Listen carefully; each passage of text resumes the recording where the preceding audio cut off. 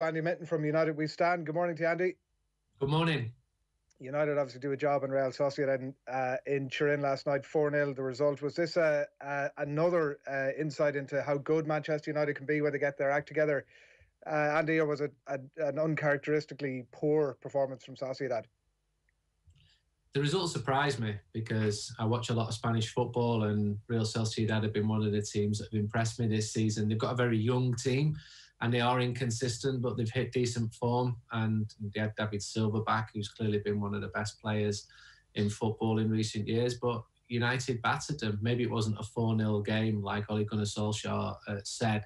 But I think the way that the Basques played favoured Manchester United. They like to have possession. They have a high line. They press. And Manchester United can be ruthless in attack. And they were. And there was a wobbly first 5 or 6 minutes when Eric Bailly made a couple of mistakes. But once United had scored and settled, there was only going to be one winner. And 4-0 is emphatic. It means that back at Old Trafford, players can be rested. And when that draw was made, my first reaction was, oof, that's probably the toughest draw Manchester United could get in this stage of the Europa League. So while people are saying, I can't believe how poor Real Sociedad were, I think you've got to credit Manchester United. Bruno Fernandes was fantastic. Dan James improved as the game went on. Dean Henderson had a good game too. Marcus Rashford never stopped working. Needed a goal. He's not been scoring enough goals lately. So coming on top of a pretty poor run of form, when United have gone a bit flat, and the draw at West Bromwich on Sunday was a big disappointment, and you combine that with Manchester City's ruthless winning machine, that has dampened the mood somewhat among United fans in recent weeks. So definitely a good win. I think it's a competition United should be going all out to win. I think Ole Gunnar Solskjaer needs a trophy. It's not going to be the Premier League this year. I think that's become really clear this year as City won yet again. And the Europa League will be difficult. First of all, United have got to get to a semi-final, then get beyond a semi-final, which the team have failed to do 4 times now under Ole Gunnar Solskjaer. And in the best case scenario, there'll be a final in Gdansk, in sunny Poland in May, and maybe even with supporters there, but that's me being optimistic. Can you see any hallmarks of that Liverpool team that got beaten in that Europa League final to start a brilliant few seasons for them in this United team? United are improving, but I've just done a piece about PSG and Manchester City pulling away because they don't have the same financial constraints that every other club does. And United are one of the biggest clubs in the world. The revenues and the commercial activity has been headline news for 2 decades now. But there's no way Manchester United will be in a position to spend the type of money that they were in a position to a year or 2 ago because of COVID, because of losing out on over £4 million per home game when there's no supporters there. So United need to recruit intelligently. City's recruitment has been better than United, so has PSG's. It's all right saying, yeah, they're owned by the Emiratis, they're owned by the Qataris. That much is absolutely true, but they've had good football people in and they've recruited pretty smartly and spent a lot of money as well. United have got a good youth system. It's much better than it was 5 years ago. I think Ollie's doing a good job. You've got to do a great job at Manchester United. You know, people won't be settling long-term for 2nd, 3rd or 4th. They'll settle for it this season if more points are picked up than last year. If there's a cup win, then that's a clear mark of progress. But it needs players. It's clear to see. A right winger is a problem position for United. The central defence has been an issue in recent weeks. And the forwards, while attacking on their day, I mean, I've watched Haaland and Mbappe this week. They're a different level to anyone Manchester United have got. So United fans rightly celebrate when Rashford does well, or Martial, who's had a pretty poor season actually, does well, or when Cavani does well. But there are small margins. Solskjaer always talks about them. And I saw PSG go to Camp Nou on Wednesday and absolutely destroy Barcelona.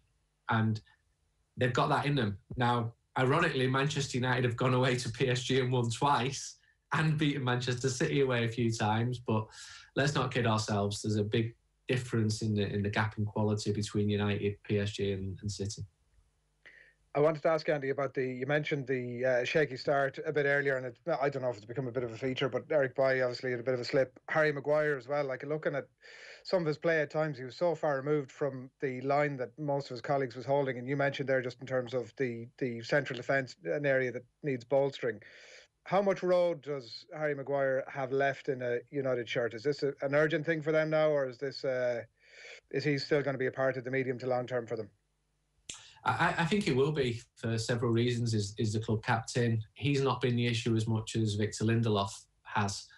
And you can see with Bailly, he's a very good player. After that wobbly first 5 to 7 minutes, the defence actually played quite well because the way Real Sociedad played suited Manchester United. But that's not good enough. Look at what happened at West Bromwich. If you start in games by making major errors, better teams would have punished Bailly for that error at the start of the game in Turin last night. So it's one reason why Manchester United are looking at central defenders. It's been an issue for years now. It's why Jose Mourinho brought Bailly in and Victor Lindelof in.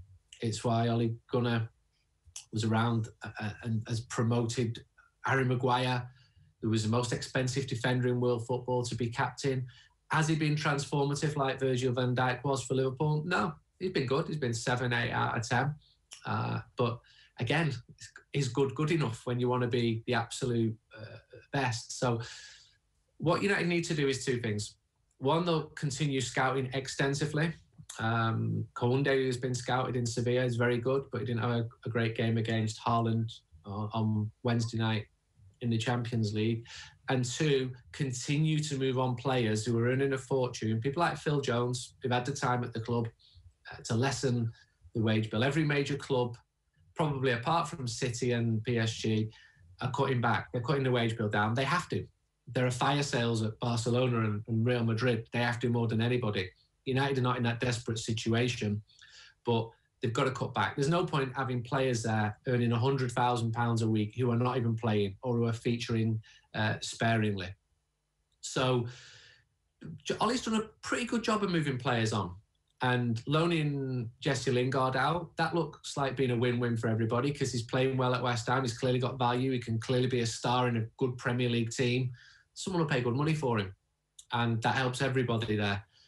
Marcus Rojo has been moved on. I mentioned Phil Jones. Juan Mata's not got a long-term future at the club. He's another one of the big earners, but he's a very good influence in the dressing room. So it is a slow but improving, I'm going to say process, but it is a process. What other word do you want me to use? But there needs to be minimum requirements. Manchester United outside the top 4 this season will not be good enough. Simple as that. And back to my point about a cup win, that will lift the mood among the fans, among the players. It will give them confidence, whether it's the FA Cup, whether it's the Europa League. But we saw what happened when Manchester City came to Old Trafford in the League Cup semi-final. They are better. They're the best defender on the pitch in Ruben Dias. They're the best midfielder on the pitch in Fernandinho. They are better at the moment. And United have got to try and aim to close that gap. But it's really, really difficult because City have got a brilliant manager.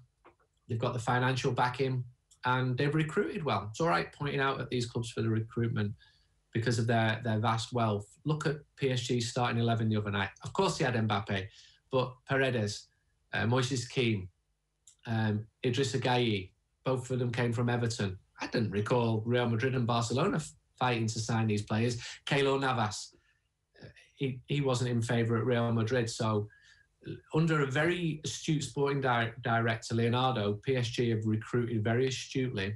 And yes, they might still be second in Ligue 1 at the moment, but they look pretty ominous to me in Camp Nou the other night. That's really interesting. Like, is that a model then that Manchester United can look at and try and work with? That idea that you have your one clear superstar who is better than everybody else and to fit everybody and purchase around that player. And Manchester United, could they almost do that with Bruno Fernandes? Almost tailor every signing they make this summer to, hold on a minute, how is our attack, for example, going to look in relation to Bruno and how this player can play with him? I think United need more than one Bruno-class player. If you look at how many United players will get into the City team at the moment beyond Bruno, Luke Shaw is having a really good season. Maybe De Gea when he was in his prime, but his stock has fallen. I mean, PSG have also got Neymar, who's not a bad player either. So they have spent big, but it's the sporting director who has the power. Do Manchester United need a sporting director?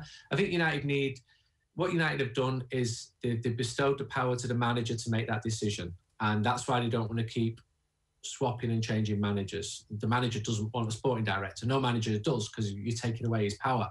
Is one reason why Thomas Tuchel left PSG.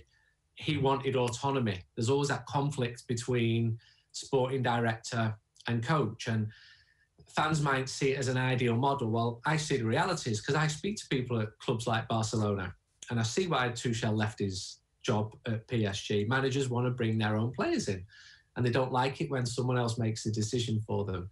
Best case is when you have a situation at City where there's a big level of trust between the sporting director and the coach because they go back decades together, and that can work as well. But Solskjaer, to be fair to him, I think he's got a good eye for a player. His signings have been good, and he was the one who pushed for Bruno. He wanted Bruno 6 months earlier, but financially, United couldn't do that earlier on. People think that Man United can go out and blow everyone out the water for transfer fees. It's simply not true. And sometimes United are right to be hesitant or just not pay the demands of Borussia Dortmund when they want 120 for Jadon Sancho. That would have been a mistake. It was too much. Football's economy was declining. It was the Germans who were being unrealistic, unwilling to compromise, unwilling to bend. Will they get 120 million for Jadon Sancho this summer or next summer? I tell you, if they do, I'll put a Liverpool shirt on next time I come on the show for you. But I can't see it happening. He's a very good player. I watched him closely the other night. But I think it's Dortmund who misread the market and not United. Yeah. Does that an insight into Erling Haaland? I don't know if we can get you to tie your Liverpool colours to the mast as well for that, Andy, but the likelihood of that happening or not?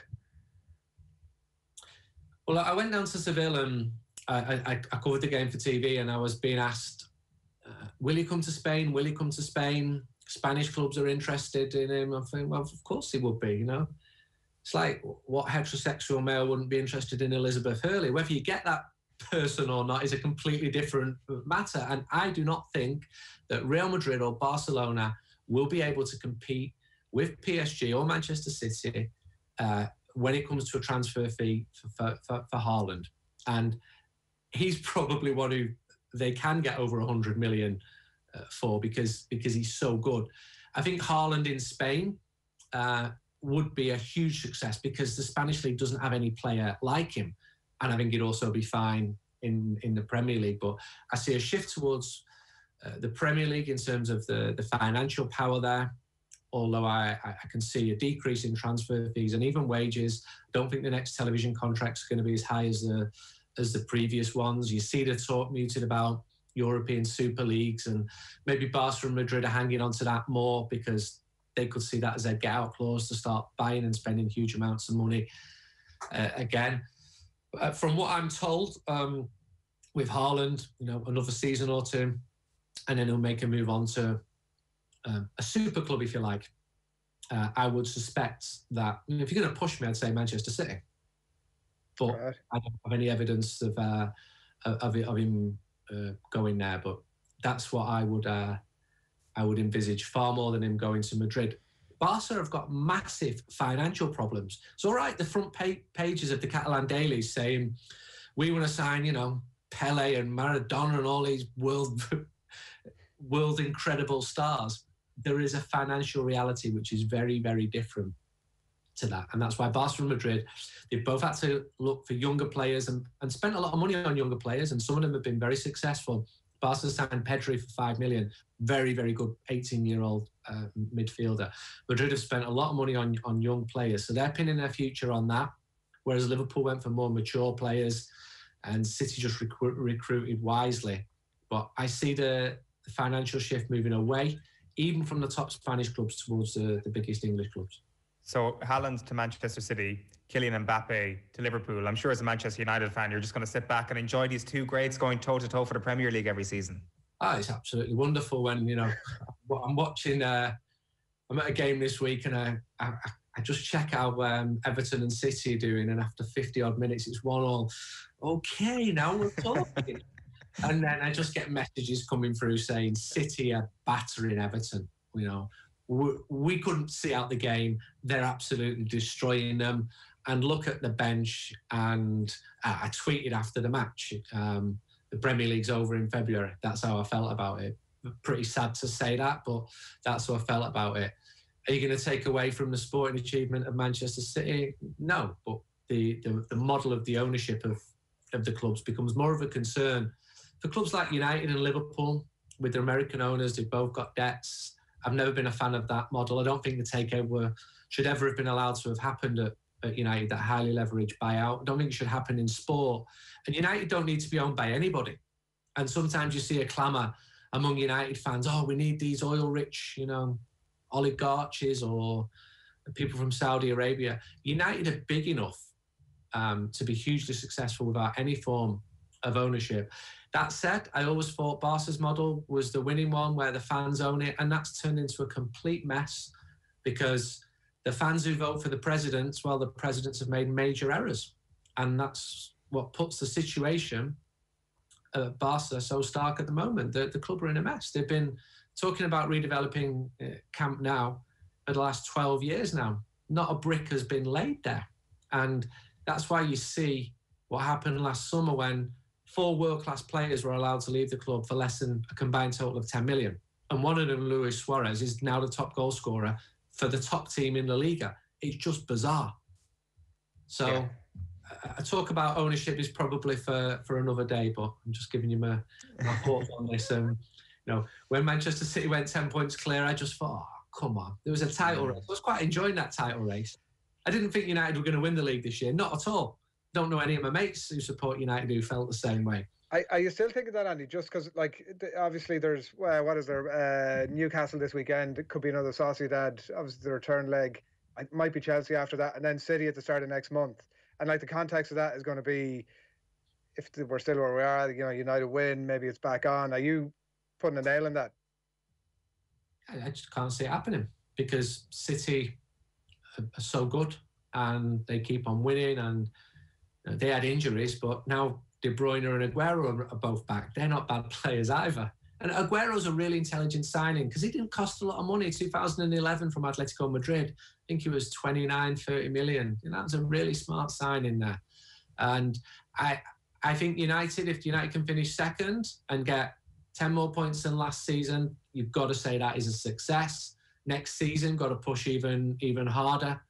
But it'll be difficult because I cannot see a summer where I think United will definitely make a couple of big signings, and meetings are coming up. United are actively scouting, but that gap with City does worry me. Then again, if we'd spoken at the start of this season, I could have easily added Liverpool to that name. And Liverpool, I think they won 2 in the last 10. Well, I know they won because I checked it on Sunday morning before putting a cheeky tweet out which riled Jamie Carragher. I know Liverpool have combusted, and that surprises me because they were so good last season, European champions, world champions in 2019, but that can happen in football, even to Manchester City. So City have tended to lose the way in the Champions League, not been past the semi-finals since Pellegrini took them there in 2016. I met Pellegrini the other day, by the way. What a nice fella.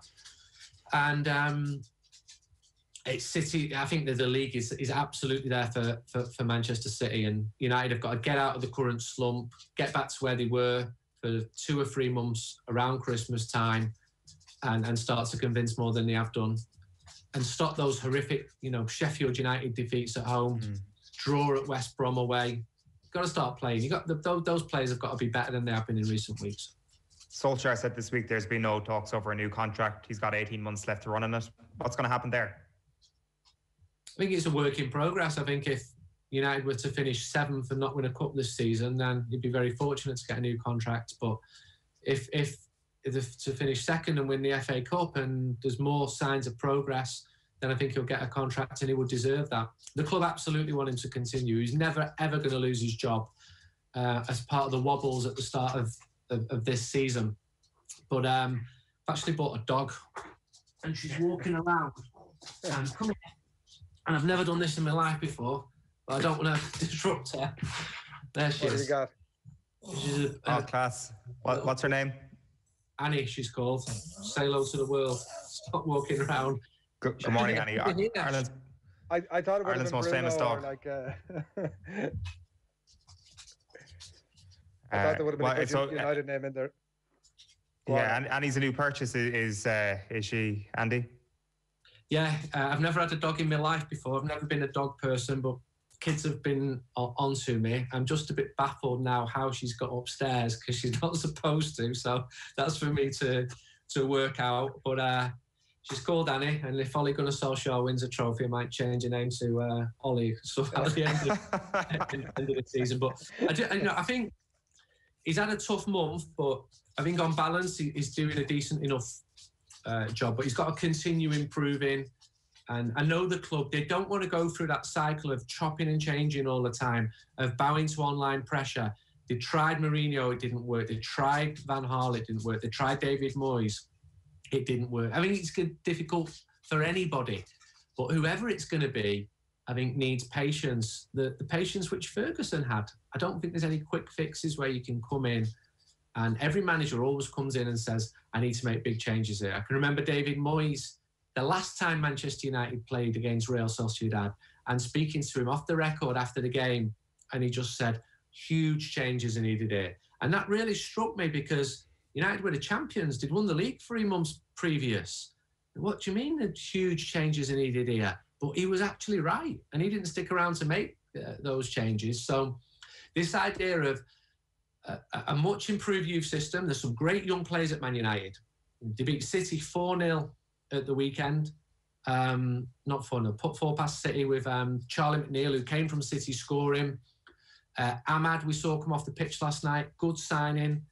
Been some really smart signings ahead of Brexit from Barcelona, from Atletico Madrid, from Real Madrid. And Shola Shoretire, I think I've pronounced that correctly, is come from Newcastle of Nigerian descent. He's doing really well, as is Hannibal Mejbri, came from Monaco for £10 million. A lot of money for a 16-year-old kid, but they're looking good. But you can't expect them to be, De Bruyne class when they're teenagers. It takes time. But then you forward it 5 or 6 years. Is Martial De Bruyne class? These are the guys who've got to be delivering now. It's your Anthony Martial. Marcus Rashford is still improving. Mason Greenwood is still a teenager. Martial should have been far better this season than he has been. And that's not me saying get rid, because every player goes through periods where they dip in and out of form. But if you're going to be the best, Marcus Rashford should be pushing on scoring